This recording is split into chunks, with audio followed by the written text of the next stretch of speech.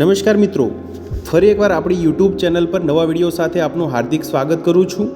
જો તમે આ ચેનલ પર નવા હો તો આપણી ચેનલને સબસ્ક્રાઈબ કરી લેજો, જેથી આપને સરકારી તેમજ પ્રાઇવેટ ભરતી વિવિધ યોજનાને લગતી અવનવી અપડેટ્સ મળતી રહે।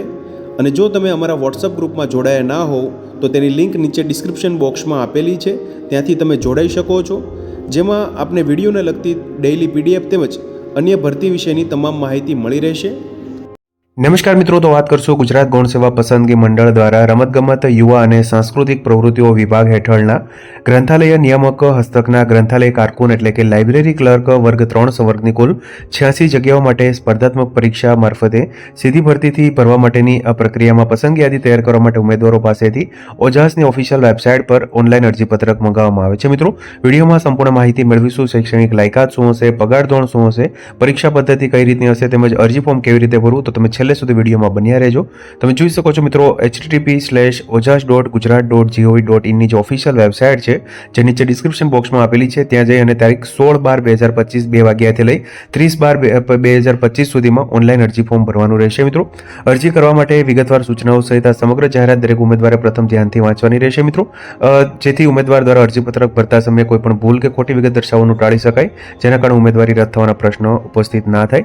તમે જોઈ શકો છો મિત્રો, જગ્યાઓ વિશે વિગતવાર જોઈએ તો ગ્રંથાલય નિયામક શ્રેણી કચેરી માટે ગ્રંથાલય કારકુન એટલે કે લાઇબ્રેરી ક્લર્ક માટેની વર્ગ 3 માટેની કુલ 86 જગ્યાઓ છે, જેમાં કક્ષાવાર કેટેગરી મુજબ બિન અનામત એટલે કે જનરલ ઓપન કેટેગરી સામાન્ય માટે 38 જગ્યા છે, ઈડબ્લ્યુએસ માટે 8 જગ્યા છે, અનુસૂચિત જાતિ એટલે કે એસસી માટે 5 જગ્યા છે, અનુસૂચિત જનજાતિ એટલે કે શેડ્યુલ ટ્રાઇબ્સ કેટેગરી માટે 12 જગ્યા છે, એસસીબીસી એટલે કે સામાજિક અને શૈક્ષણિક રીતે પછાત વર્ગ કેટેગરી માટે 23 જગ્યા છે, જે પૈકી મહિલાઓ માટે પણ અનામત જગ્યાઓની માહિતી આપેલી છે। માજી સૈનિકો એટલે કે એક્સ સર્વિસમેન માટે અહીંયા 8 જગ્યાઓ આપવામાં આવેલી છે મિત્રો।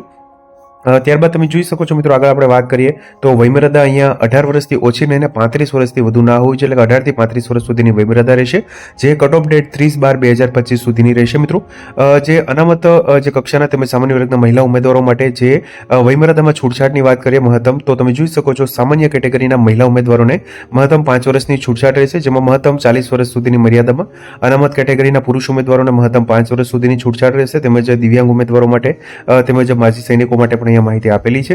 પગાર ધોરણની વાત કરીએ તો અહીંયા તમે જોઈ શકો છો નાણાં વિભાગના વિવિધ ઠરાવો મુજબ પ્રથમ 5 વર્ષ માટે માસિક 26,000 રૂપિયા ફિક્સ પગારથી નિમણૂક આપવામાં આવશે। ત્યારબાદ સામાન્ય વહીવટ વિભાગના ઠરાવ મુજબ 5 વર્ષના અંતે ઉમેદવારની સેવાઓ સંતોષકારક જણાય કચેરીમાં 7મા પગાર પંચ એટલે કે 7th પે કમિશન અંતર્ગત લેવલ 2 મુજબ પે મેટ્રિક્સ લેવલ 2 મુજબ 19,900 બેઝિકથી લઈ 63,200 સુધીનો પગાર ધોરણમાં નિયમિત સમાવવામાં આવશે મિત્રો। 19,900 બેઝિક પ્લસ તેની સાથે ડીએ એટલે કે ડીએનએસ અલાઉન્સ, મોંઘવારી ભથ્થું તેમજ વિવિધ સિટી પ્રમાણે જે એચઆરએ હાઉસિંગ અને રેન્ટ એલાઉન્સ તેમજ જે મેડિકલ જે એલાઉન્સ હોય છે તે મળવાપાત્ર થઈ શકે છે।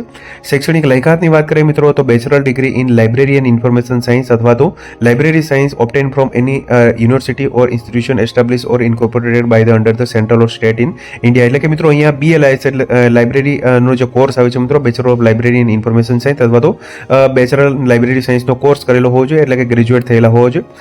ત્યારબાદ તમે જોઈ શકો છો મિત્રો, જે અલગ અલગ કેટેગરી માટે પણ અહીંયા સૂચનાઓ આપેલી છે મિત્રો। જે એસસીબીસી છે, એસટી જે કેટેગરી, એસસી કેટેગરી માટે નિયત જે નિયત ફોર્મેટ હોય છે મિત્રો, તેમાં તમારું પ્રમાણપત્ર છે તે મેળવીને નિમણૂક જે નિયમિત સત્તાધિકારી હોય છે, સક્ષમ સત્તાધિકારી છે મેળવેલો હોવો જોઈએ।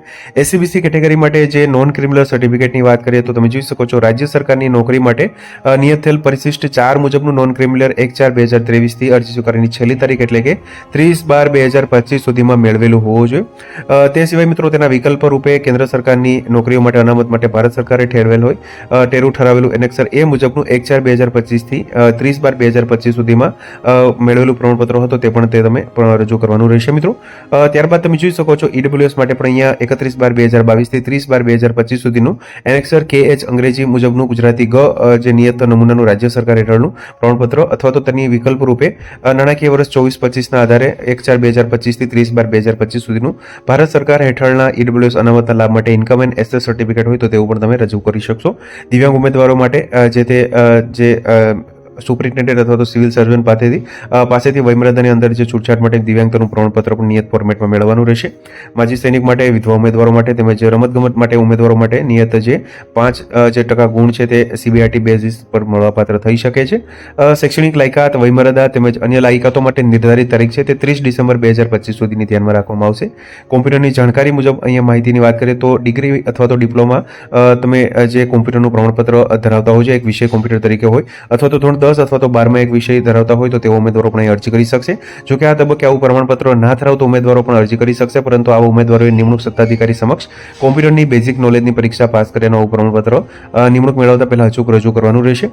અરજી કરવાની વિગતવાર માહિતી મેળવે મિત્રો તો 16/12/2025 થી 30/12/2025 સુધીમાં https://ojas.gujarat.gov.in ની જે ઓફિશિયલ વેબસાઇટ છે તેના પર ઓનલાઈન અરજી ફોર્મ ભરવાની રહેશે, જેના પર તમે જઈ GSSB સિલેક્ટ કરી નીચે લિંક પર અને ત્યારબાદ 342/2025-26ની ગ્રંથાલય કારકુન એટલે કે લાઇબ્રેરી ક્લર્ક માટેની વર્ગ 3 માટેની જગ્યા પર એપ્લાય ક્લિક કરી અને ત્યારબાદ જો તમારી પાસે OTR હોય તો તે અથવા તો તમે જોઈ શકો છો પર્સનલ ડિટેલ જે છે પર્સનલ ડિટેલ, એજ્યુકેશનલ ડિટેલ, બાહેંધરી, ત્યારબાદ એપ્લિકેશન નંબર જનરેટ થશે, ત્યારબાદ ફોટોગ્રાફ અને તે જનરેટ થશે મિત્રો. ફોટોગ્રાફ અને તે જનરેટ થાય ત્યારબાદ જે પ્રિન્ટ એપ્લિકેશન કન્ફર્મેશન નંબર પર ક્લિક કરી અને પ્રિન્ટ એપ્લિકેશન કરવાનું રહેશે. ત્યારબાદ તમે જોઈ શકો છો પરીક્ષા ફી મિત્રો ખાસ અહીંયા ભરવાની રહેશે.